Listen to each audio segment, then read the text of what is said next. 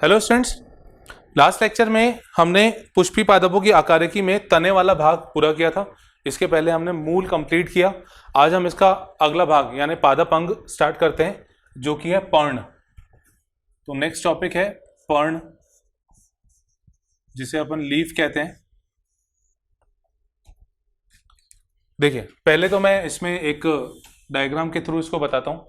अगर इसकी अपन परिभाषा की बात करें, डेफिनेशन की बात करें, तो पर्ण जो है वो पार्श्वीय चपटी संरचना है जो कि हरे रंग की होती है और इसमें कुछ अलग अलग भाग होते हैं और यह प्रकाश संश्लेषण में सहायक होती है। तो मैं इसकी डेफिनेशन लिख देता हूँ, फिर इसको स्ट्रक्चर के द्वारा समझते हैं। यह पार्श्व चपटी हरे रंग की संरचना है जो कि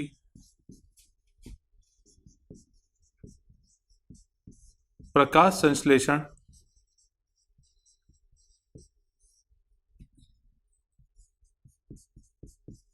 द्वारा शर्करा का निर्माण करती है।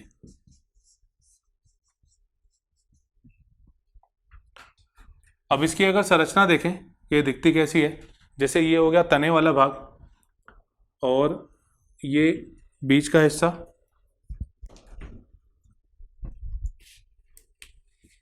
और ये हरा भाग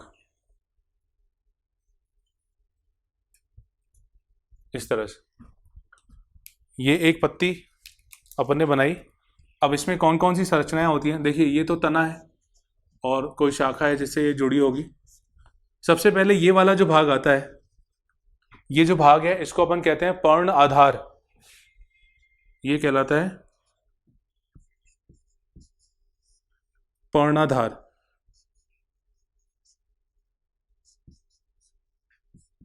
जिसको अपन लीफ बेस कहते हैं। फिर ये जो भाग है जो पत्ती को, मतलब ये हरे वाले भाग को तने से जोड़ता है, इसको अपन कहते हैं पर्ण व्रंत। ये पर्ण व्रंत कहलाता है। इसी को पेटियोल भी कहते हैं। जहां पे पर्ण आधार होता है, लीफ बेस होता है, वहां पे एक नुकीली संरचना होती है जिसको अनुपर्ण कहा जाता है। ये जो संरचना है इसे कहते हैं अनुपर्ण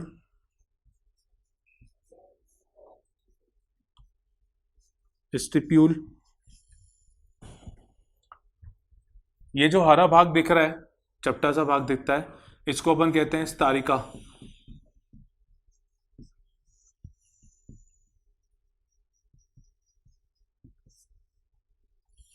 स्तरिका में बीचों बीच जो हिस्सा होता है, जो संरचना होती है, कुछ इस तरह से, और यहाँ पे इस तरह की संरचनाएं हमको दिखती हैं, कुछ ऐसी आगे बढ़ते हुए ऐसी दिखती है।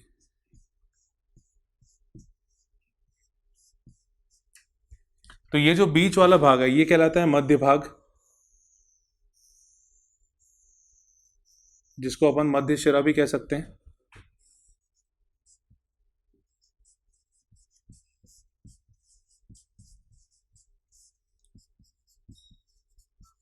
मिड रिब कहते हैं इसको। फिर ये जो इसकी ये वाली जो शाखा है, इसको अपन कहते हैं शिराएं।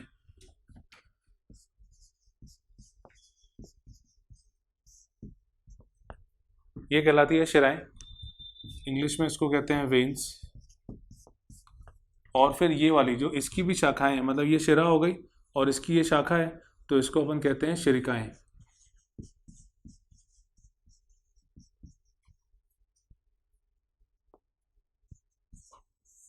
शिरिकाएं यानी वेनलेट्स।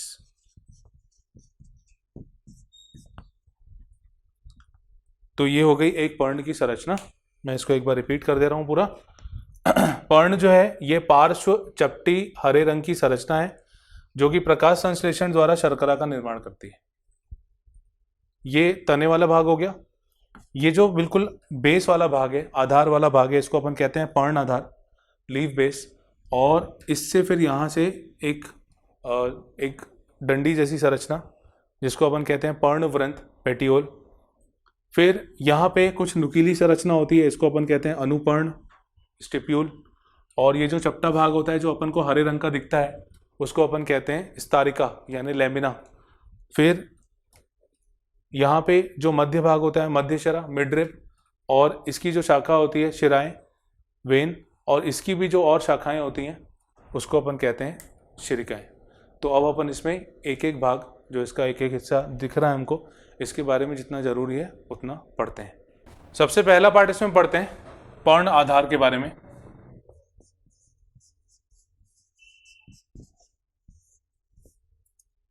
जिसको अपन लीफ बेस भी कहते हैं।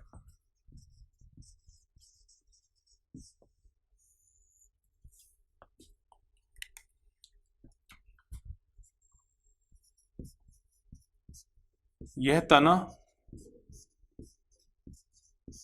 एवं पर्णवृंत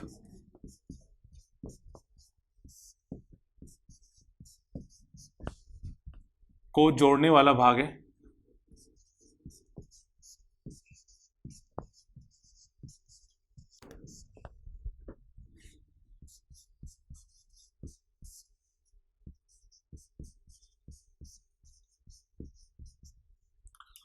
अब देखिए, जैसे कई बार क्या होता है कि जैसे ये तना है और ये आधारी भाग है इसका, तो कुछ पादपों में जैसे जो लेग्यूम पादप होते हैं और आम वगैरह, तो इसमें क्या होता है, ये जो आधारी भाग है ये काफी ज्यादा फूल जाता है, मोटा हो जाता है, और ये जो संरचना बनती है इसको अपन कहते हैं पर्णवृंत तल्प।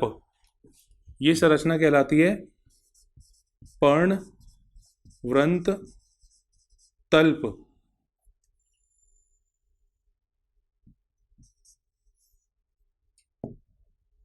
तो इस पॉइंट को अपन लिख लेते हैं। कुछ पादप जैसे आम,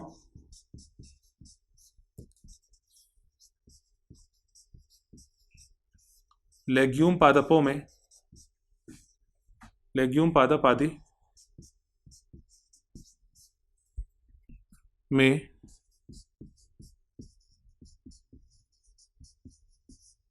आधारी भाग फूल जाता है।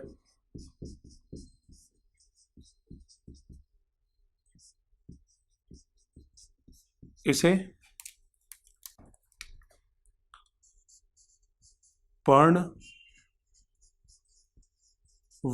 तल्प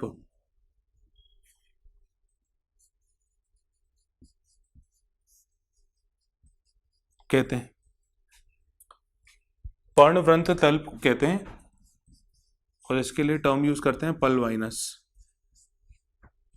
अच्छा, कुछ पादपों में तो ऐसा होता है, जबकि कुछ अन्य पादप भी है जैसे वीट वगैरह, मतलब गेहूं जो एक बीजपत्री पादप होते हैं, उनमें क्या होता है कि ये जो आधारी भाग है, जैसे ये हो गया पर्णवृंत, और यहाँ से कुछ परत के रूप में, कुछ आच्छद के रूप में ये आधारी भाग ऊपर की ओर बढ़ता है, मतलब एक पतली सी परत बना लेता है, आच्छद बना लेता है, और वो आच्छद के रूप में हमको दिखता है। तो मैं इस पॉइंट को यहां लिख देता हूं।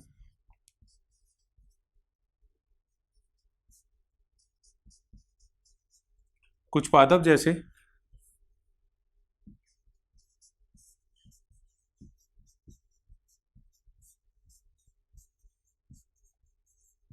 एक बीजपत्री में पर्ण आधार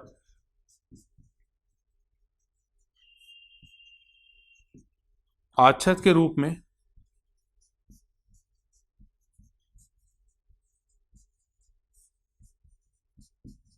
बदल जाता है।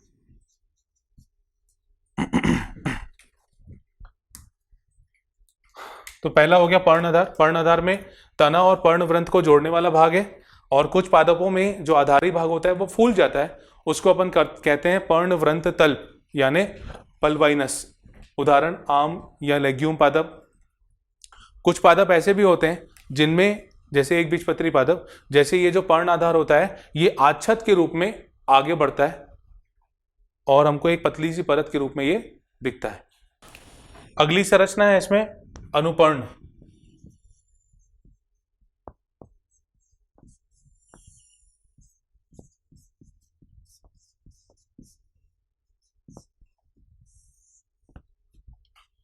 ये एक छोटी संरचना है जो नुकीले कांटे जैसे होते हैं उस तरह की दिखती है और ये आधारी भाग से जुड़ी होती है।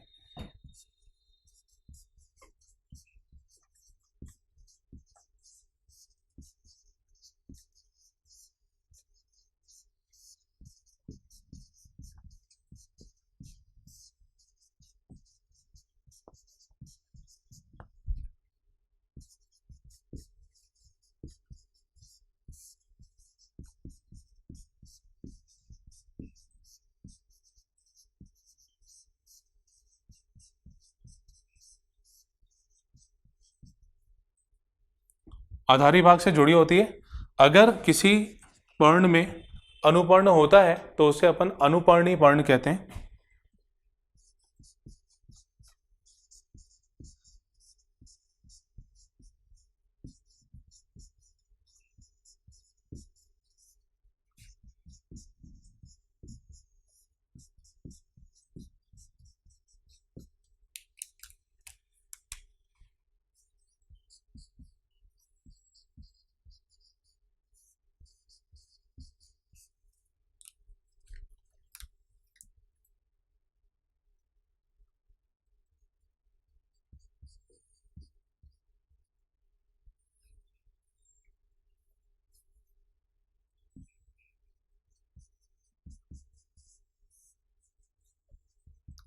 यदि पर्ण में होगा तो उसे अनुपर्णी पर्ण, और अगर नहीं होता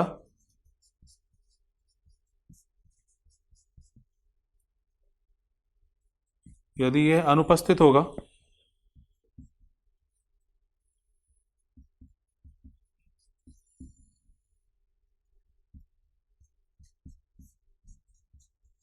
तो यह अनुपर्णी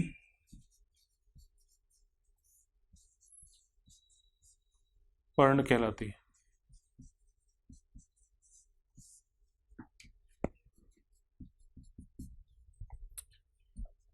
ये हो गया पर्ण का दूसरा भाग, दूसरा अंग। तीसरा, नेक्स्ट पढ़ते हैं पर्णवृंत के बारे में।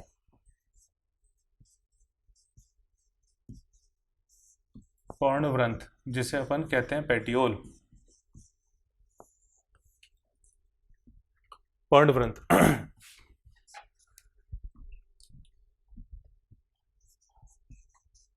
यह पतली संरचना है जो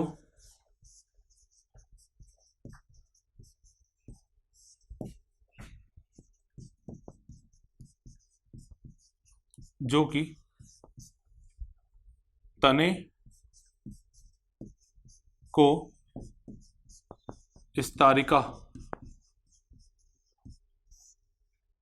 स्तरिका से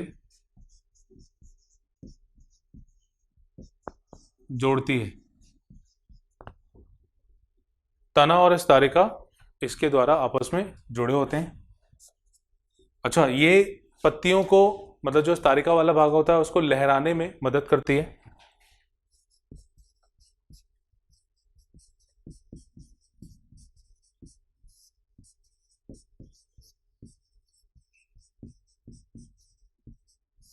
स्तरिका को लहराने में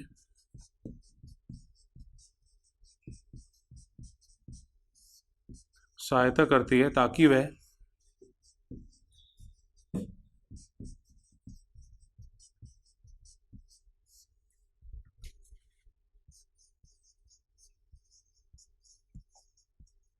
शुद्ध वायु के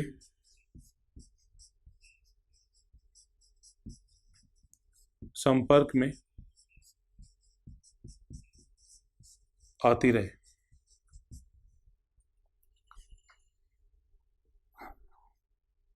कई बार ये जो ये वाला जो भाग होता है पर्णवृंत जो होता है ये फूल जाता है, जैसे कि जलकुंभी में देखा गया है, या पंख युक्त भी होता है जैसे कि सिट्रस पादपों में देखा गया है। कुछ पादपों में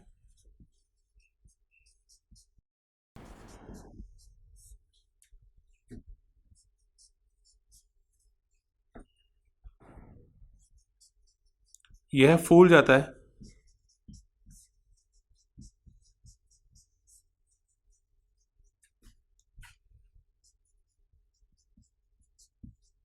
जैसे जलकुंभी में।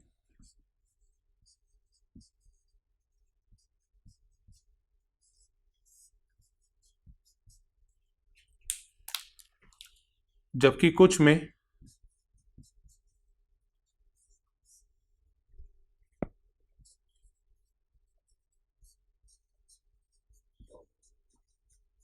यह पंख युक्त होता है,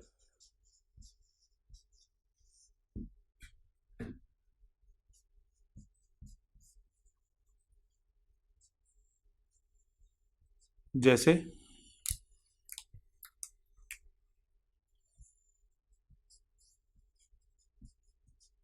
सिट्रस पादपों में।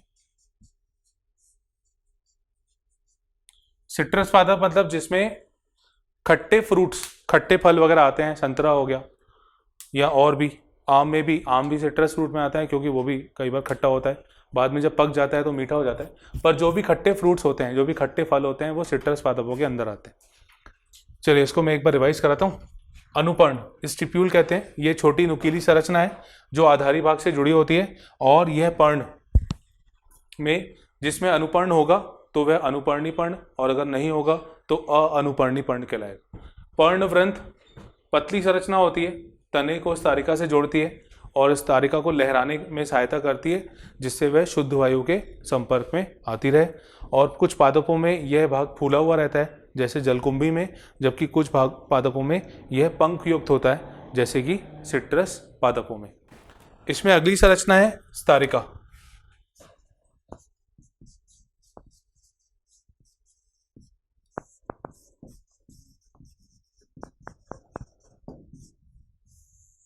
अब स्तारिका अपन तो ये जानते हैं, अपन पत्तियों, जब पत्तियां हमारे दिमाग में शब्द आता है तो हमें यही चीज ध्यान आती है कि हरे रंग की संरचना जो प्रकाश संश्लेषण करती है। तो इसकी परिभाषा अपन लिखते हैं, यह चपटी हरे रंग की संरचना जिसमें शिराएं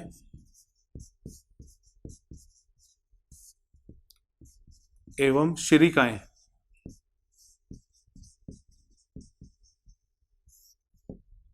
शिराएं एवं शिरिकाएं होती है,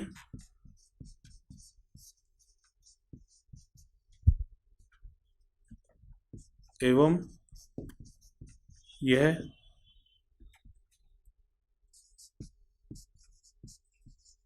प्रकाश संश्लेषण कर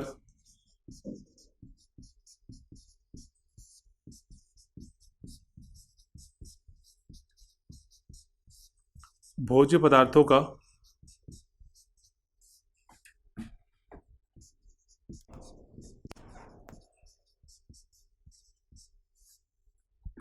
निर्माण करती है।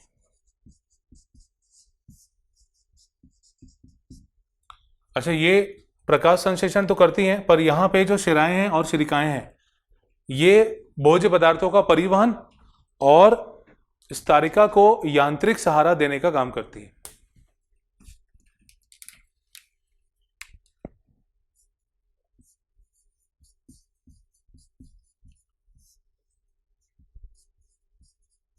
शिराएं एवं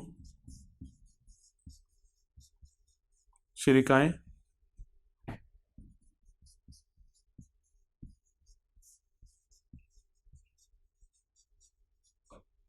भोज्य पदार्थों का परिवहन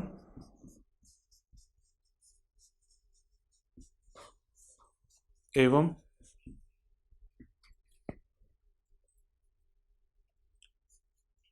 स्तारिका को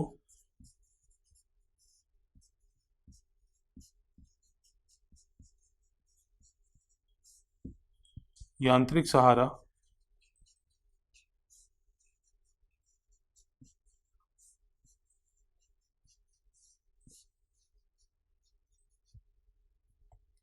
प्रदान करते हैं। शिराएं शिरिकाएं भोज्य पदार्थों का परिवहन एवं इस तारिका को यांत्रिक सहारा देती हैं।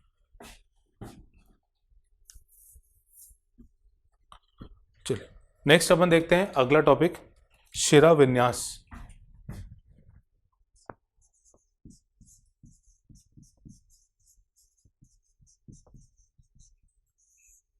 जिसको अपन कहते हैं विनेशन। पत्तियों में जो शिराएं और शिरिकाओं की जो व्यवस्था होती है उसको अपन कहते हैं शिरा विन्यास। पर्ण में शिरा एवं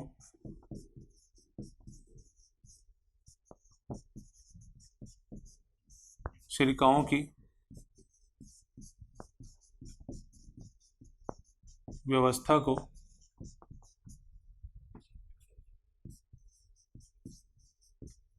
शिरा विन्यास कहते हैं।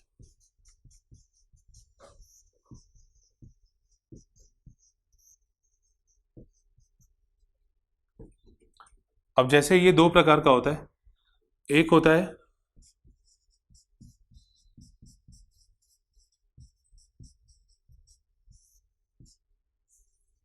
जालिका और दूसरा होता है समानांतर। जालिका मतलब इसको अपन कहते हैं रेटिकुलेट और इसको अपन कहते हैं पैरेलल। अब यहाँ पे देखिए जालिका शब्द लिखा है, जालिका से अपन समझते हैं जो जाली होती है वो किस तरह की दिखती है। इसी तरह शिराएं और शिरिकाएं जो होती हैं वो जाली के रूप में ऊपर की तरफ हमको दिखते हैं, मतलब वो कहीं ना कहीं आपस में एक दूसरे से जुड़े हुए रहते हैं या एक दूसरे को ओवरलैप मतलब एक दूसरे के संपर्क में रहते हैं। और इस तरह का शिरा विन्यास देखा जाता है द्विबीजपत्री पादपों में।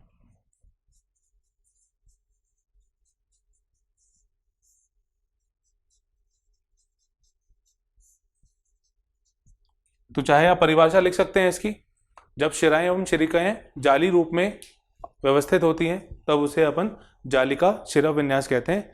जबकि अगर ये एक दूसरे से समानांतर होंगी, पैरेलल होंगी, मतलब एक दूसरे को कहीं पे भी टच नहीं करेंगी, तो इसको अपन फिर समानांतर शिरा विन्यास कहते हैं। और एक बीजपत्री पादपों में ये देखा जाता है।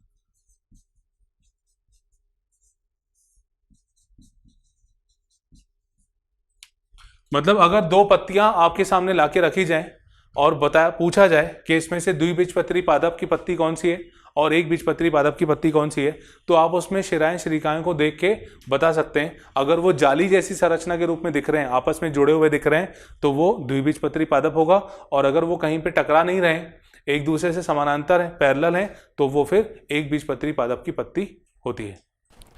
नेक्स्ट टॉपिक पढ़ते हैं, पर्ण के प्रकार।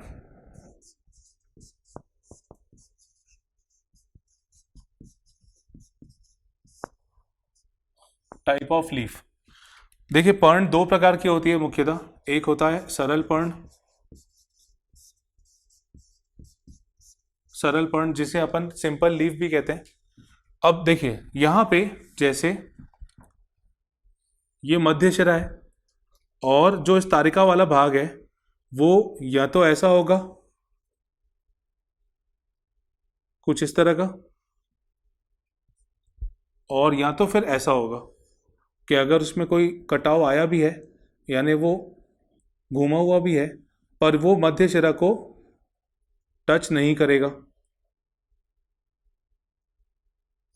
इस तरह से।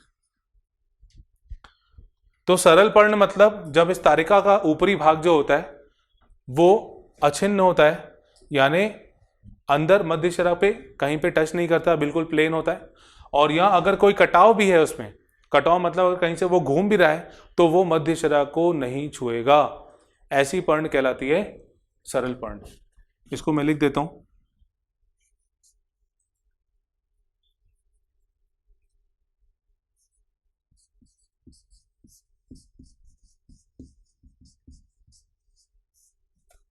पर्ण जिसमें स्तरिका अछिन्न होती है या कटाव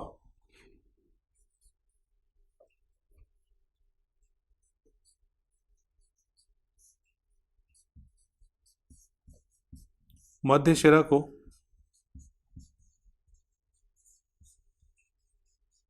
नहीं छूता,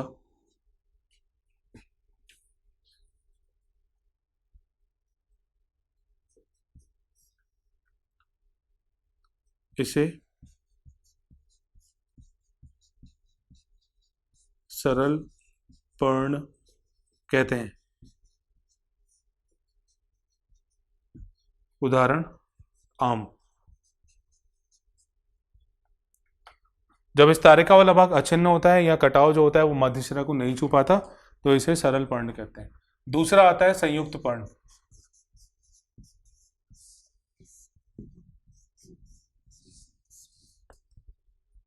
अब संयुक्त पर्ण में जो स्तरिका होती है उसमें कहीं ना कहीं छिन्नता देखी जाती है, या तो वो कटी फटी होगी और यहाँ जो कटाव होगा वो मध्य शिरा को छुएगा, तब अपन उसे कहते हैं संयुक्त पर्ण।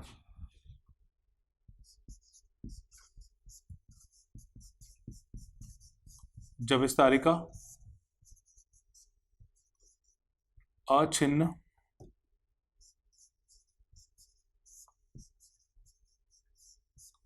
नहीं होती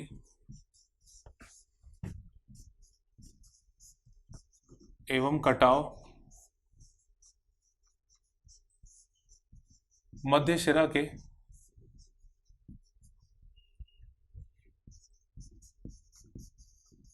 संपर्क में होता है।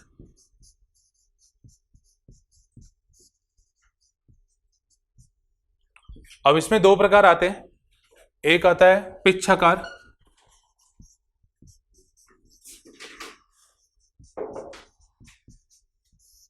और दूसरा आता है हस्ताकार।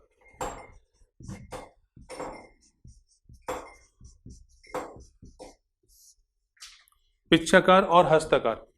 देखिए पिच्छाकार में क्या होता है, जैसे ये मध्य शिरा है और जो स्तरिका वाला भाग होता है वो इसमें घूम के अंदर की तरफ टच होने लगता है, ऐसा, ये कहलाती है पिच्छाकार।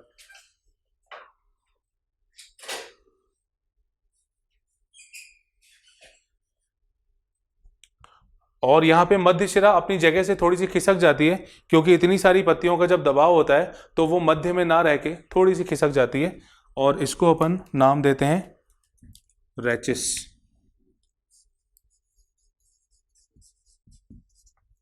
ये मध्य शिरा जो है अब ये रैचिस के नाम से जानी जाती है।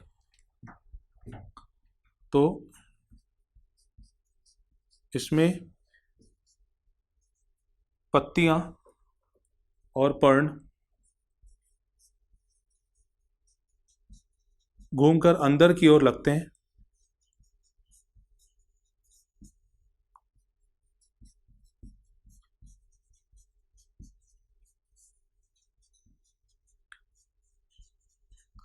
एवं मध्य शिरा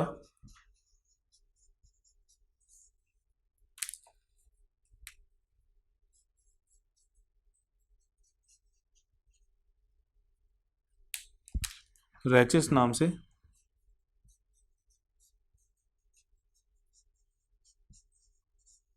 जानी जाती है। उदाहरण इसका नीम में इस तरह की पत्तियां अपन को दिखाई देती हैं। दूसरा आता है हस्तकार। हस्तकार में क्या होता है कि जैसे ये मध्य शिरा और पत्ती जो है वो घूम कर ऐसे लगेगी, फिर ऐसे लगेगी, दूसरी ऐसे रहेगी, मतलब यहाँ पे देखिए आखिरी भाग जो है ये एक दूसरे के संपर्क में आ रहा है, वो घूम के मध्य शिरा को छू रही है। इसका उदाहरण है सिल्क कपास। परिभाषा इसकी भी वैसी है पर थोड़ा सा यहाँ पे अलग हो गया कि स्तरिका यहाँ पे अचिन्ह है, मतलब कटाव जो है अब लिख सकते हैं यहाँ पे कटाव मध्य शिरा को छू रहा है, और उदाहरण इसका सिल्क, कपास। तो ये हो गया पर्ण के प्रकार। सरल पर्ण जिसमें कटाव मध्य शिरा को नहीं छूता, और संयुक्त पर्ण जिसमें कटाव मध्य शिरा को छूता है। एक परिभाषा समझते हैं जिसे अपन कहते हैं टैक्सिस। ये आपको ऐसे ही याद रखना है, इंग्लिश वर्ड ही ध्यान रखना है, कई बार इसकी परिभाषा पूछी जाती है। तो टैक्सिस मतलब होता है जो पर्ण होती है, मतलब जो एक पत्ती होती है उसमें वलयन होता है, मतलब वो घूमती है, फोल्ड होती है, और ये जो फोल्ड होता है, ये जो वलय बनता है उसमें, ये उसकी कलिका अवस्था में बनता है। ये विशेष है, उसकी कलिका अवस्था में बनता है।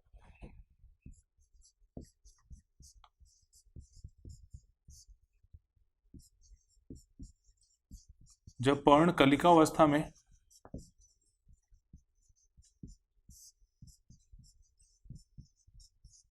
वलयित होती है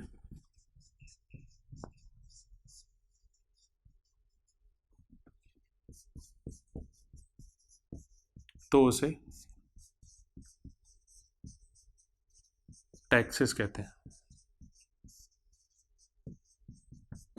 बस इसमें इतनी डेफिनेशन आपको ध्यान रखनी है। तो ये हमने आज पढ़ा स्तरिका, जो मुख्य अंग था उसका। इसके अलावा जो दूसरे भाग थे, जैसे पर्णाधार, पर्णव्रंत, पर्णव्रंत में रूपांतरण जो होते हैं, जिसमें पर्णव्रंत तल्प और आच्छद के रूप में वो दिखता है। ठीक है, शिराएं, शिरिकाएं और इनकी व्यवस्था के आधार पर शिराविन्यास दो प्रकार का, जालिका, समानांतर, द्विबीजपत्री में जालिका, एक बीजपत्री में समानांतर। पत्तियों के प्रकार भी अपन ने देखे और टैक्सिस का मतलब अपन ने समझा। तो आज हम यहीं तक करते हैं और इसके आगे हम आने वाले लेक्चर में पढ़ेंगे। Thank you.